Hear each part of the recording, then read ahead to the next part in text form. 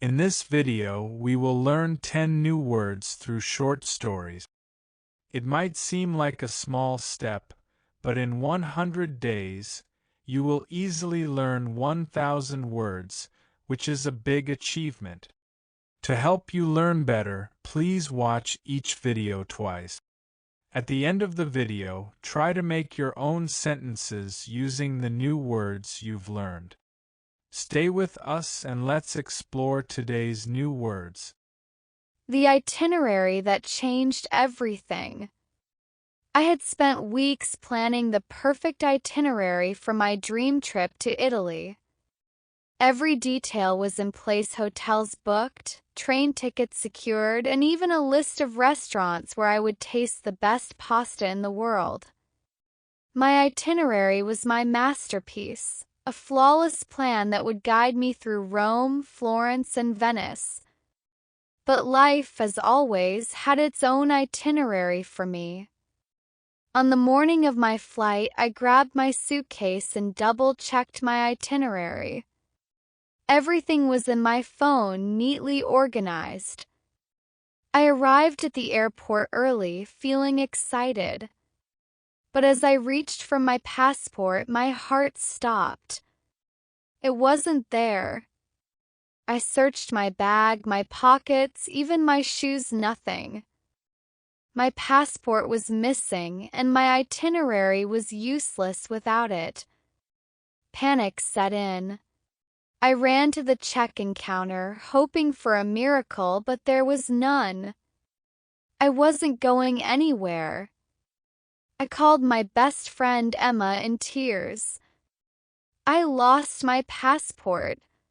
My whole itinerary is ruined.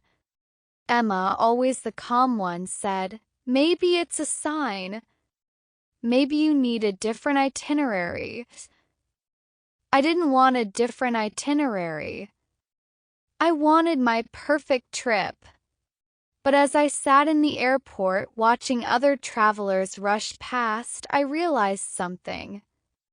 I had spent so much time planning that I had forgotten the real reason for traveling: to experience the unexpected. Instead of going home, I booked a last-minute ticket to a city I had never considered: Lisbon, Portugal. I had no itinerary, no plan, just a hotel for the night. It was terrifying. But something magical happened. Without an itinerary to follow, I wandered freely. I met locals who invited me to hidden cafes. I found a bookstore where an old man gave me a poetry book in Portuguese. I watched the sunset from a hilltop, feeling truly present for the first time in years. By the end of the week, I understood something important. An itinerary is helpful, but sometimes the best adventures happen when you throw it away. When I finally returned home, I looked at my original itinerary for Italy and smiled. I would still go one day, but this time I would leave room for surprises. Lost in transit, found in the journey. I never thought a simple transit would change my life.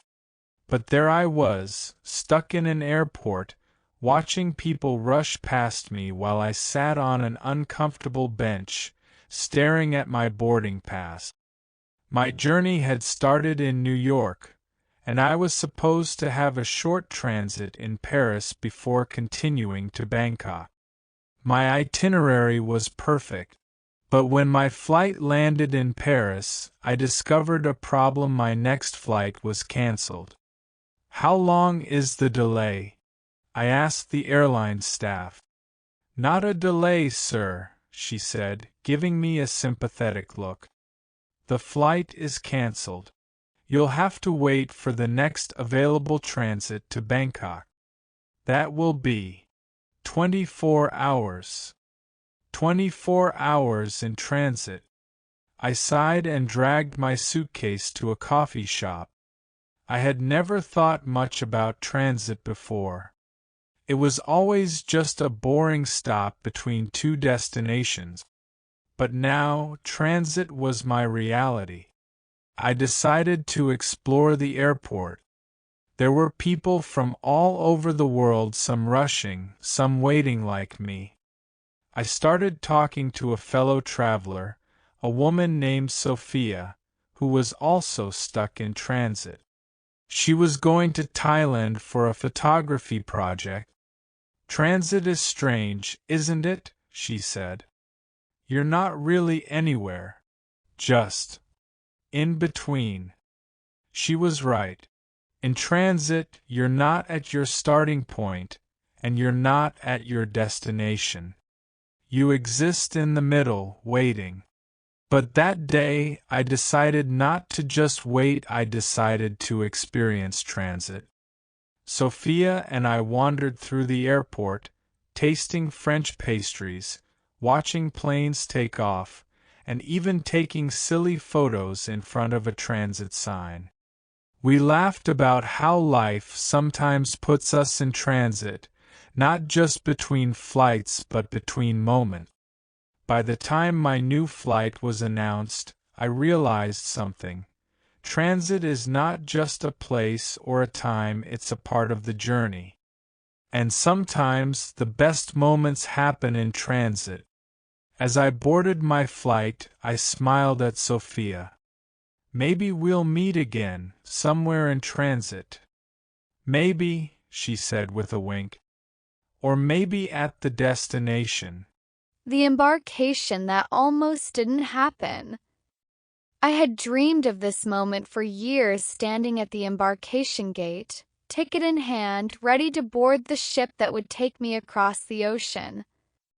This wasn't just any trip. This was my first solo adventure, my chance to prove to myself that I could do it.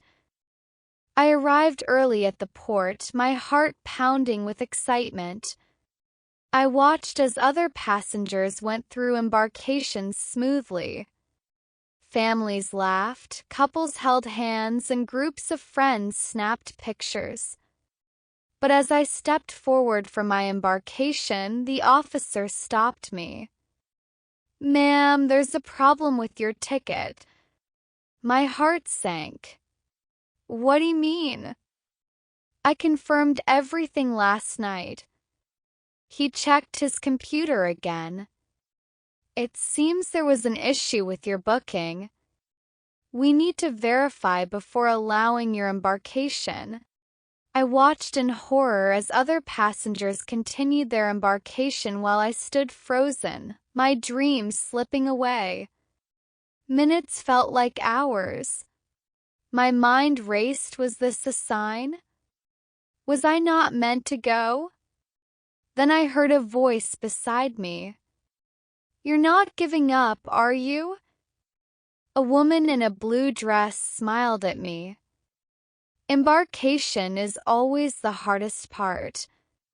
The moment before you step into the unknown.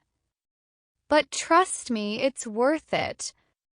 I nodded, forcing myself to breathe. The officer finally looked up. "It was a system error.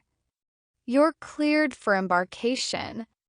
Relief washed over me as I took my ticket and hurried toward the ship.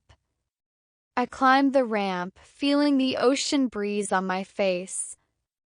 The moment my foot touched the deck, I knew I had done it. Embarkation wasn't just about boarding a ship. It was about stepping into something new, something uncertain. And now, as I looked out at the endless sea, I realized that every great journey begins with embarkation. The disembarkation I wasn't ready for. I had always believed that disembarkation was just a simple step, getting off a ship, leaving a plane, stepping out of a train. Nothing more, nothing less. But that day I learned that disembarkation could mean something much bigger. The cruise had been my escape. A week at sea, far from the stress of work, far from my past. I had laughed, eaten too much, and even danced under the stars. But now, as the ship approached the port, disembarkation felt different. It wasn't just about leaving the ship, it was about stepping back into reality. The announcement came over the speakers. "Attention passengers, disembarkation will begin shortly." I stayed in my cabin a little longer, staring at my packed suitcase. I knew disembarkation was inevitable, but I wasn't ready.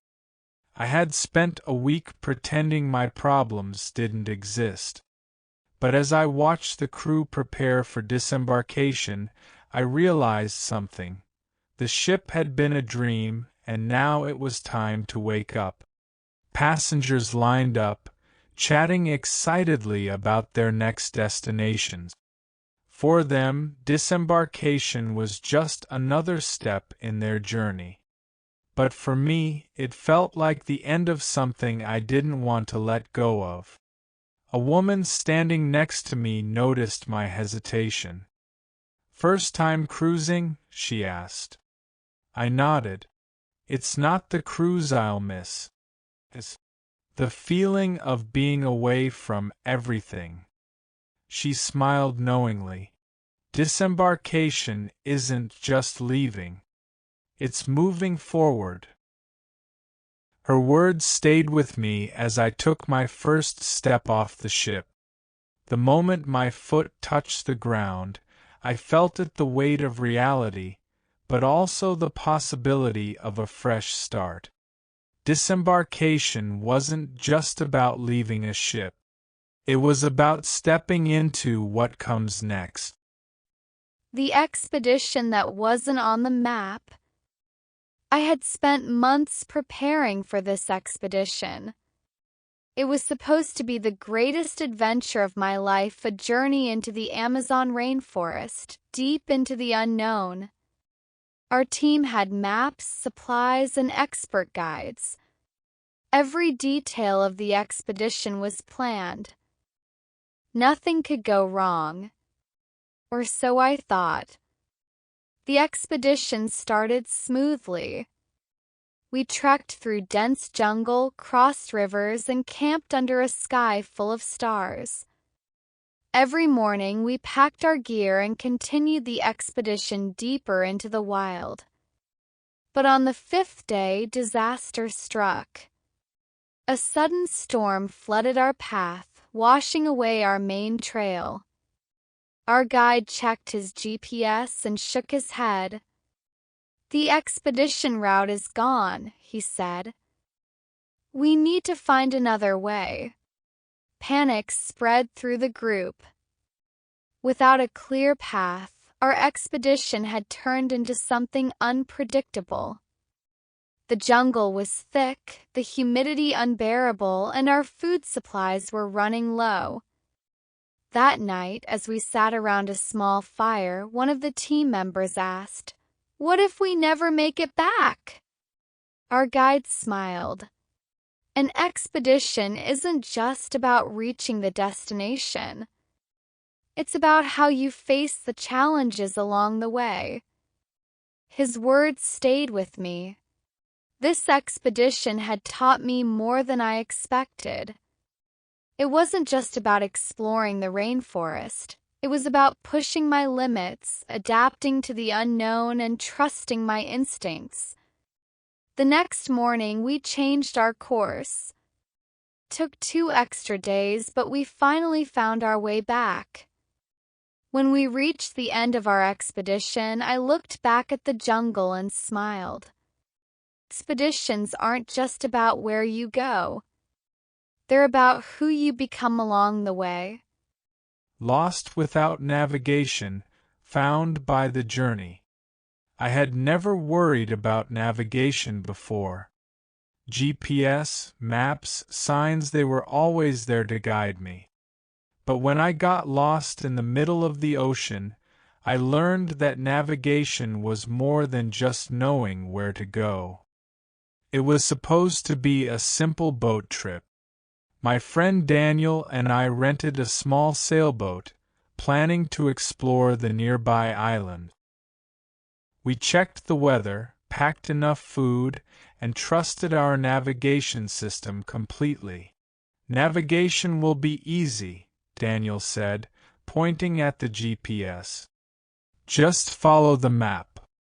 For the first few hours, everything went smoothly. The navigation system guided us through calm waters, and the sun shone brightly. But then, without warning, the GPS screen went black. What happened? I asked, trying to restart it. Daniel frowned. I don't know. The navigation system just died. Suddenly, the ocean felt bigger, the sky wider.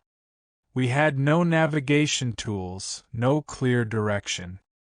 Every island in the distance looked the same.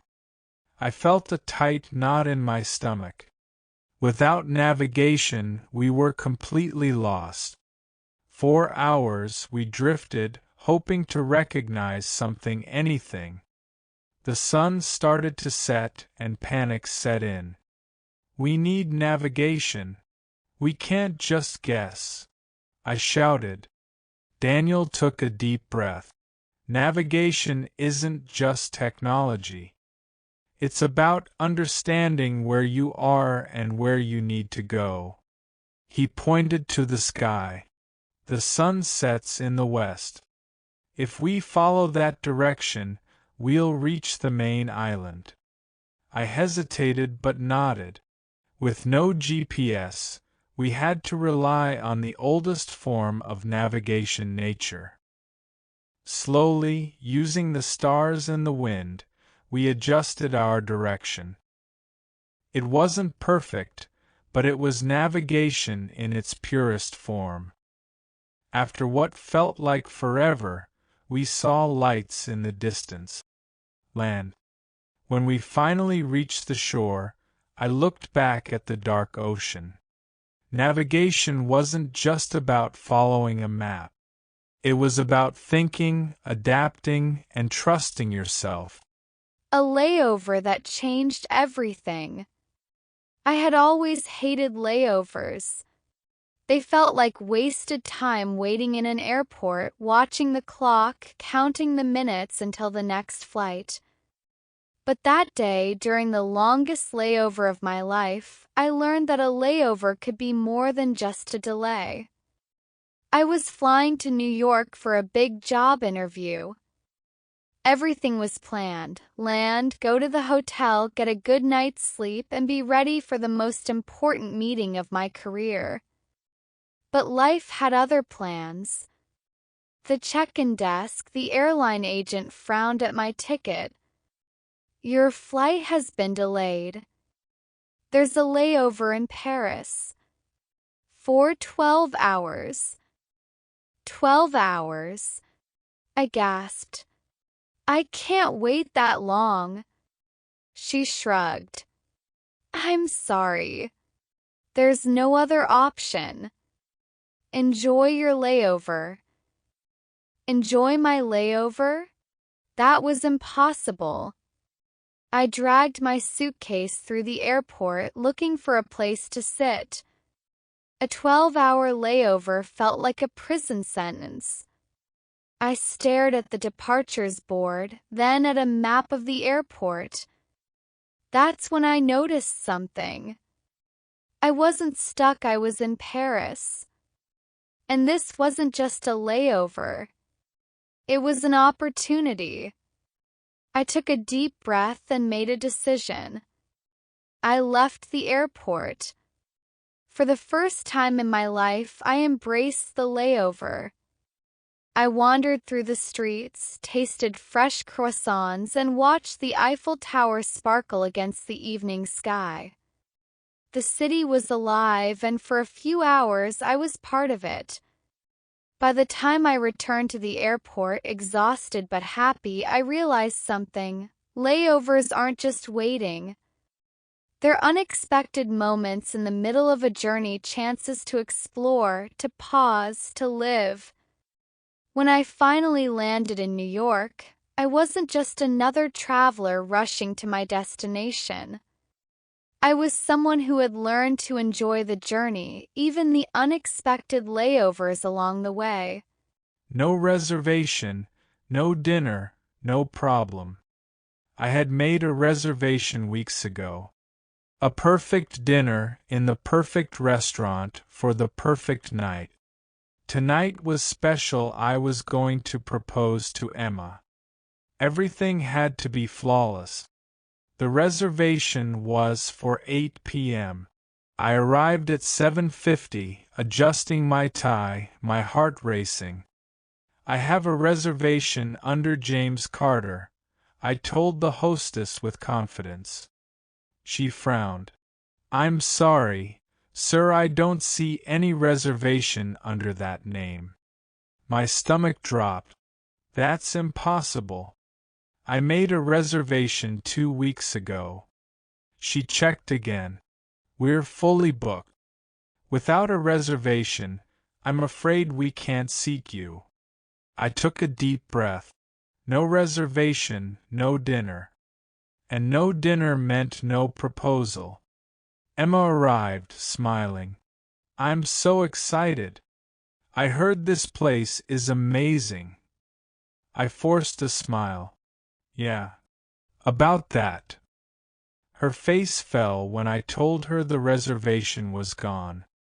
But instead of getting upset, she laughed. James, we don't need a reservation to have a great night. We walked through the city, looking for another place to eat. Every restaurant had the same answer. Do you have a reservation?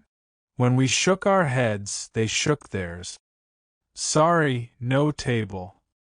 After an hour, we ended up at a tiny food cart in the park. No fancy candles, no soft music, no reservation. Just 2 paper trays of steaming hot dogs. Emma took a bite and smiled. Best dinner ever. I laughed. Even without a reservation? She nodded. Especially without a reservation. I looked at her, the city lights glowing behind her. Suddenly, I didn't need a fancy restaurant. I didn't need a reservation. I just needed her. So, right there, in the middle of the park, I got down on one knee. Emma, will you marry me? Her eyes widened. Here? Now? I grinned.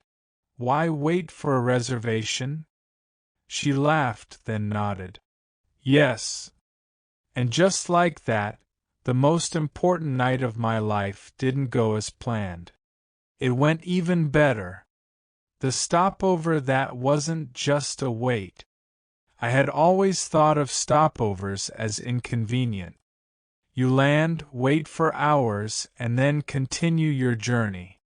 But that day, I learned a stopover could change everything. It all started with a flight to Tokyo. I had a stopover in Dubai, a city I had never seen before. The flight was long and I was tired. Just get through the stopover, I told myself. Then you'll be in Tokyo and everything will be fine. When I landed in Dubai, I expected the usual. A busy airport, uncomfortable seats, and nothing interesting to do. But as I walked through the terminal, I noticed something. The city's lights sparkled outside the window, and I remembered hearing that Dubai had some of the most beautiful views in the world. I went to the information desk. What can I do during a stopover in Dubai? The lady smiled. You have several hours. Why not explore the city? I hesitated. I didn't want to waste time, but the idea of being in Dubai just for a few hours seemed exciting.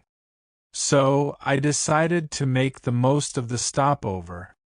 The next thing I knew, I was in a taxi, speeding through the streets of Dubai. I visited the Burj Khalifa, the tallest building in the world, and walked along the luxurious shopping street. The sun was setting, and I felt a sense of adventure I hadn't felt in years. After a few hours, I returned to the airport, my heart racing with excitement.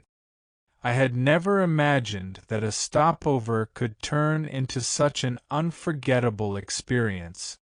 I caught my flight to Tokyo, but something had changed in me.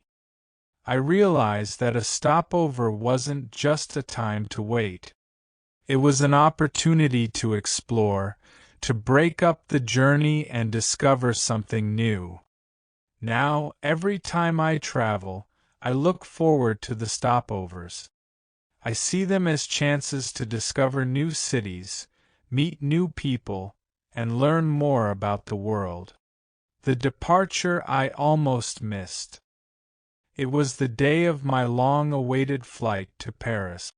The departure was set for 10 a.m. I had been planning this trip for months, and everything was perfect. Or at least, I thought it was. The morning started off like any other. I had packed my bags the night before and woke up early to catch my flight. I checked my watch, 7:30 a.m., plenty of time to get to the airport. But as I drove to the airport, I hit traffic. The clock ticked, and I felt my heart beat faster. By the time I arrived, it was 9 a.m. I rushed to the check-in counter, praying I wouldn't miss my departure. The line was long, and the lady at the counter looked at me nervously. "Sir, your flight is scheduled for 10 a.m., but you need to hurry. Boarding is in 20 minutes, and the departure gate is far away." I grabbed my boarding pass, hoping to make it in time. As I ran through the airport, I kept checking the time. Departure in 15 minutes. 10 minutes. I was almost there when I realized something. The departure gate was closing soon, and I hadn't even gone through security. This can't be happening, I thought. My heart raced. I rushed through security, but there was a long line. Each second felt like an hour. Finally, I made it through, but I was exhausted, my legs aching from all the running. When I arrived at the gate, the final boarding call echoed through the terminal. It was now or never. I made my way to the gate, feeling every step as if it were my last chance. As I handed my boarding pass to the agent, she smiled. "You made it just in time. Your departure is now." I couldn't believe it. I had almost missed my flight. The departure that meant so much to me was only seconds away from slipping through my fingers. But I was on the plane, and in the end, I was headed to Paris.